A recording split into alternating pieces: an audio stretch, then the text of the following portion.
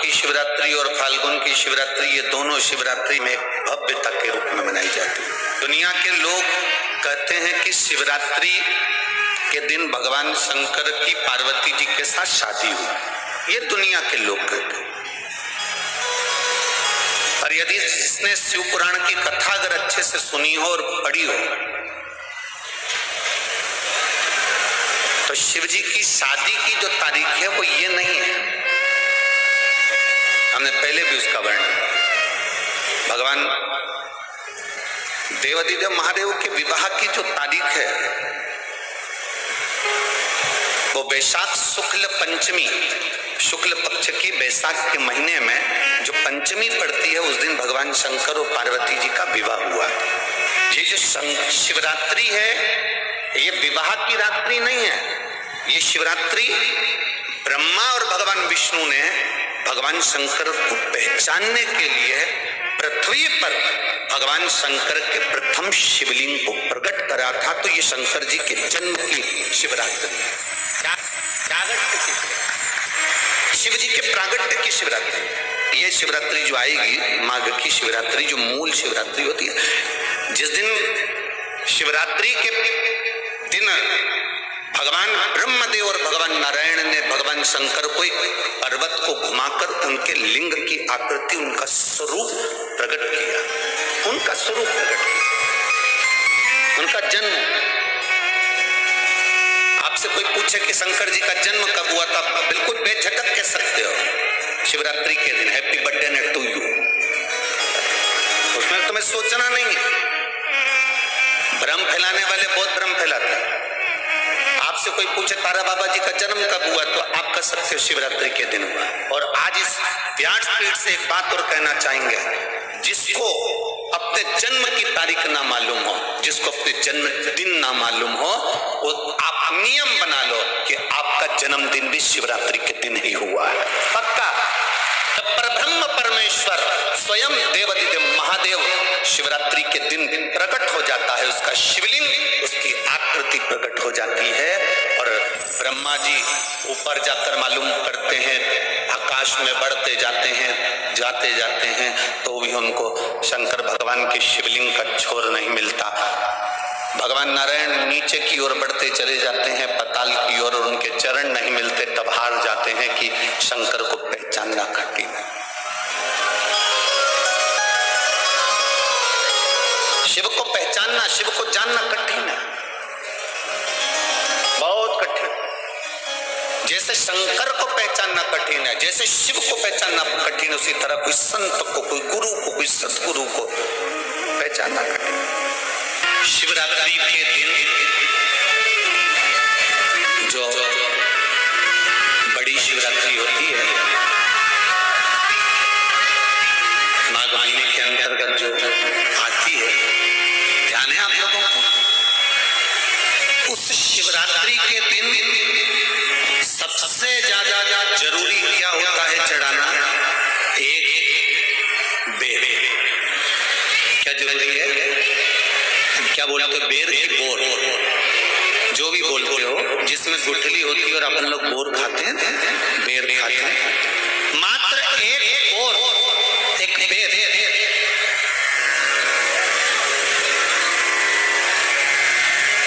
महाशिवरात्रि के दिन समर्पित किया जाता है। क्यों करते हैं कि घर में जितने सदस्य रह रहे हैं उतने सदस्य को जिंदगी में कभी कोई ऐसी बीमारी ना हो और हमारे घर में रहने वाले सदस्य की अकाल मौत ना हो, उसके लिए मात्र एक बेलपत्र की जगह एक बेर भी समर्पित कर देते हैं तो अकाल मृत्यु टल जाती है, अकाल मौत टल जाती है।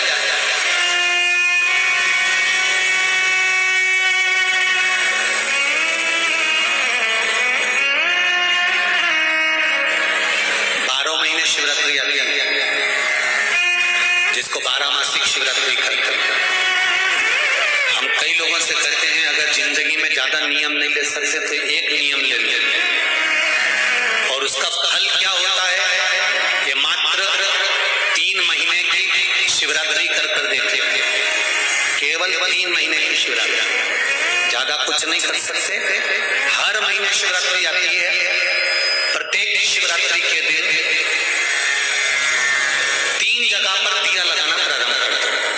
पहला बेलपत्री के वृक्ष के नीचे, दूसरा शंकर भगवान के मंदिर पर, तीसरा आंवले के वृक्ष के नीचे। केवल ये 3 जगह पर दिया लगाना चालू कर दो। कौन से दिन? हर महीने की जो शिवरात्रि आती है, मासिक शिवरात्रि जो आती है, आप 12 महीने का नियम बनाओ कि मैं 12 महीने की शिवरात्रि का व्रत करूं ना करूं। मैं शंकर के मंदिर में 12 महीने जो शिवरात्रि आती है उस शिवरात्रि का नियम लेती हूँ कि शिवरात्रि के दिन में दिया लगाने 3 जगह पर जाऊंगा। पहला, बोलते जाओ जब, बेलपत्री के नीचे, दूसरा शंकर भगवान के मंदिर में या शिव मंदिर की चौखट पर, तीसरा आंवले के वृक्ष के नीचे। ये 3 जगह पर आप प्रणाम कर कर, झोली पसार कर बाबा देवाधिदेव महादेव, माता लक्ष्मी और पार्वती के नाम से दिया लगाना प्रारंभ कर दीजिए। 3 महीने की शिवरात्रि पूरी हो, ये निश्चित है अगला पत्र आपका इस जगह पर मिलेगा कि बाबा ने मेरा ये कार्य किया। शंकर जी को शिवरात्रि पे क्या चढ़ाया जाता है? बेर। कितने बेर चढ़ाते हैं? शंकर जी को शिवरात्रि पर कितने बेर चढ़ते हैं? हर शिवरात्रि का एक। 12 महीने में कितनी शिवरात्रि आती है?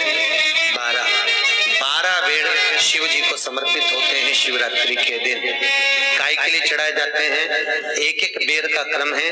पहला बेर शंकर जी को जब चढ़ाते हैं तो वो वंश की वृद्धि करता है। दूसरे नंबर का बेर जब चढ़ाते हैं वो संपदा प्रदान करता है।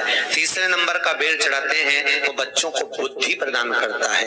चौथे नंबर का बेर जब शिव जी को समर्पित करा जाता है शिवरात्रि के दिन, वो घर में से रोग धोक बीमारी को हटाता है। 5वें नंबर का जो बेर शिव जी को समर्पित करा जाता है वो हमको रोगों से मुक्त करता है। 6ठे नंबर का बेर अटके हुए काम को बनाता है। 7वें नंबर का बेर हमारे कोई कार्य नहीं हो रहे उन कार्यों को सफलता की ओर ले जाता है। 8वें नंबर का बेर हमारे घर में कुछ खुशियां लेकर आता है। 9वें नंबर का बेर हमारे घर में वैभव को प्रदान करता है। 10वें नंबर का बेर हमारे घर में संपदा देता है। 11वें नंबर का बेर व्यक्ति को एकादशी के फल के बराबर पुण्य प्रदान करता है। और 12वें नंबर का बेर व्यक्ति के जीवन को सौभाग्यमय बनाता है, नारी को अखंड सौभाग्य प्रदान करता है।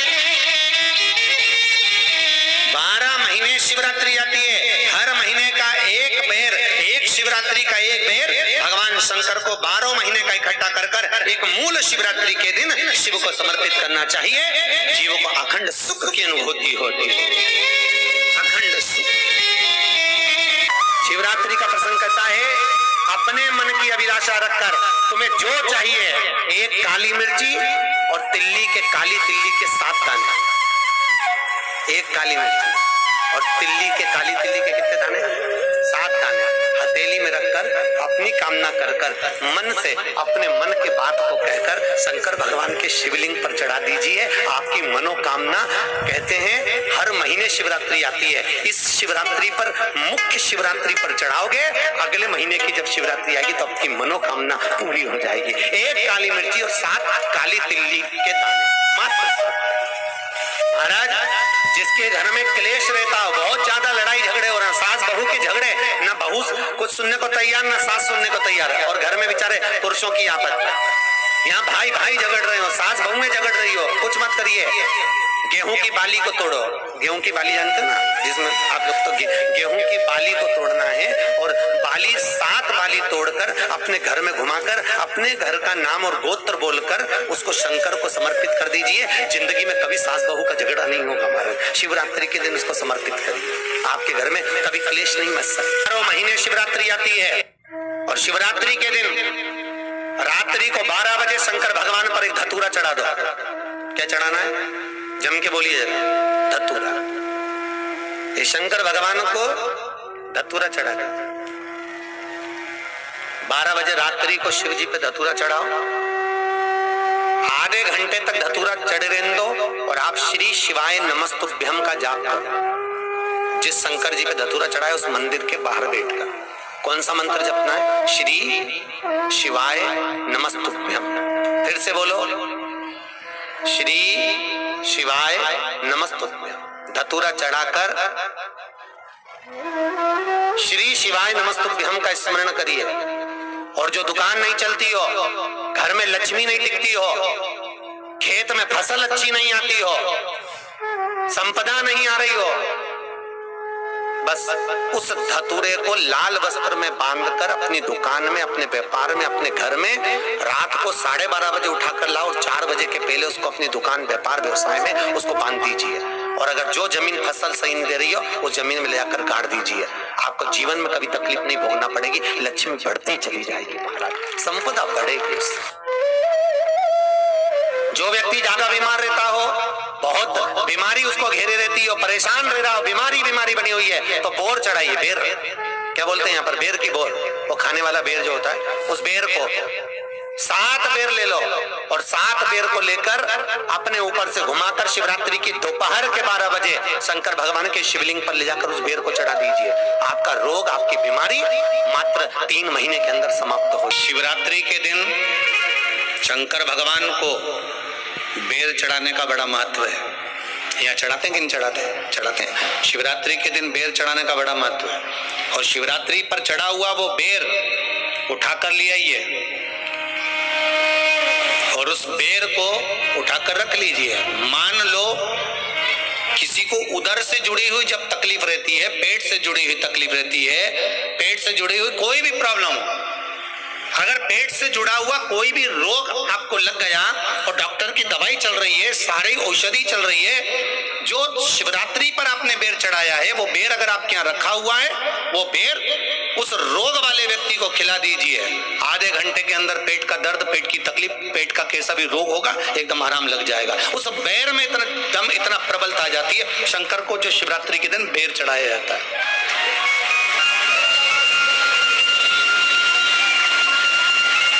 भगवान शिव पर समर्पित हुआ वो बेर का इतना महत्व महाराज।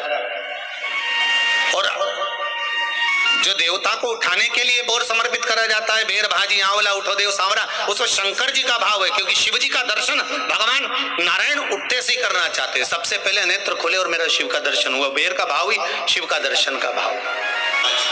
जो शंकर के शिवलिंग की आराधना करेगा, पूजन करेगा, उसके घर में 2 देवियां सदा सदा विराजमान रहेंगी। पहली सरस्वती, दूसरे नंबर पर लक्ष्मी, उनके घर में सदा विराजमान। एक देवी का फूल होता है, शायद मुझे उम्मीद है कि आप सब जानते होंगे। एक देवी का फूल होता है जिसको जायसोन या गूलर का फूल भी कहते हैं, घंटी वाला फूल भी कहते हैं, लाल कलर का होता है। काय का बोलते हैं इधर? गुड़ल, गुड़र का फूल, जायसोन का फूल लाल कलर का होता है, जिसमें घंटी निकली रहती है एक छोटी सी, उसमें पीले पीले पीले पीले दाने रहते हैं। मान लो कोई बेटा बेटी, कोई लड़का लड़कियां, कोई बेटा बेटी, नवयुवक बच्चे या बहुएं या कोई अन्य व्यक्ति भी कोई कार्य चालू कर रहा है। मान लो कोई कार्य आप चालू कर रहे हैं, एजुकेशन के लिए बढ़ रहे हैं, या आपने कोई लक्ष्य बनाया है कि मुझे इस कंपटीशन एग्जाम में बैठना है, इस कंपटीशन एग्जाम में बैठना और मेरा इसमें पास होना जरूरी है। और मैं जो चीज पढ़ती हूं ना, मैं भूल जाती हूं। मैं अध्ययन करता हूं और भूल जाता हूं। कई माताएं भी ऐसी हैं, 40, 45, 50 साल, 60 साल की हो गई, 60, 70 साल की हो रही हैं, कई बार कह देती मेरी याददाश्त ठीक नहीं है, मैं कोई सामान रखती हूँ भूल जाती हूँ, मेरी याददाश्त में नहीं रहती। कोई भाई लोग कह देते हैं मेरी याददाश्त में नहीं रहता, भूल जाता हूँ। कोई कहकर गया मुझसे बात कर लेना और मैं भूल गया कि मेरे को उससे बात करना था। कई बार मुझे मैंने मंजिल तक पहुंचना। तो शिव महापुराण की कथा कहती है, आप अपने परिश्रम को 4 गुना बढ़ाओ, मेहनत 4 गुना करो, पढ़ाई 4 गुना करो, अध्ययन 4 गुना करो, दिन रात एक कर दो। और साथ में जो अशोक सुंदरी की जगह है, ये शिवलिंग समझ लेना जरा, ये जलाधारी पार्वती जी का हस्त कमल, ये शिवलिंग, ये जलाधारी, और यहां से जल बहता है। राइट में गणेश जी, लेफ्ट में कार्तिकेय जी, और बीच में जम के बोलो जरा, अशोक सुंदरी। ये बीच की जगह जो घंटी वाला फूल होता है, जिसको आप लोग जायसन बोले कि आपके क्षेत्र में गुलर बोले, देवी जी को चढ़ता है। देवी जी का अति प्रिय पुष्प, माता रानी का वो लाल पुष्प अति प्रिय। उसी पुष्प को, ये बेलपत्र की जो डंडी होती है, बेलपत्र की जो डंडी का भाग होता है, उस घंटी का भाग उसी डंडी की ओर होना चाहिए।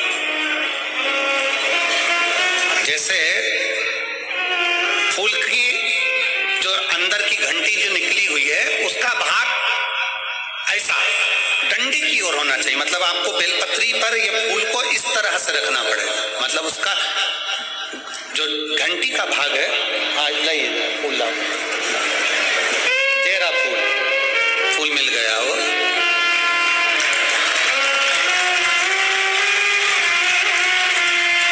फूल मिल गया।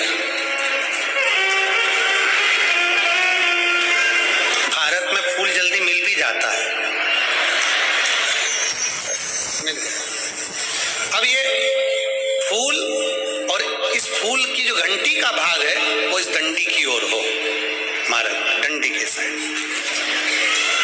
अपनी कामना कर कर, अपना नाम और गोत्र का स्मरण कर कर, शिव जी से अपने मन का भाव बोलकर इस फूल को और इस बेलपत्र को 12 महीने शिवरात्रि पड़ती है। किसी भी शिवरात्रि पर अशोक सुंदरी वाली जगह पर, शंकर के शिवलिंग की ओर जो अशोक सुंदरी की जगह है, वहां पर डंडी और घंटी का मुख शिवलिंग की ओर होते हुए उस बेलपत्र को समर्पित करो।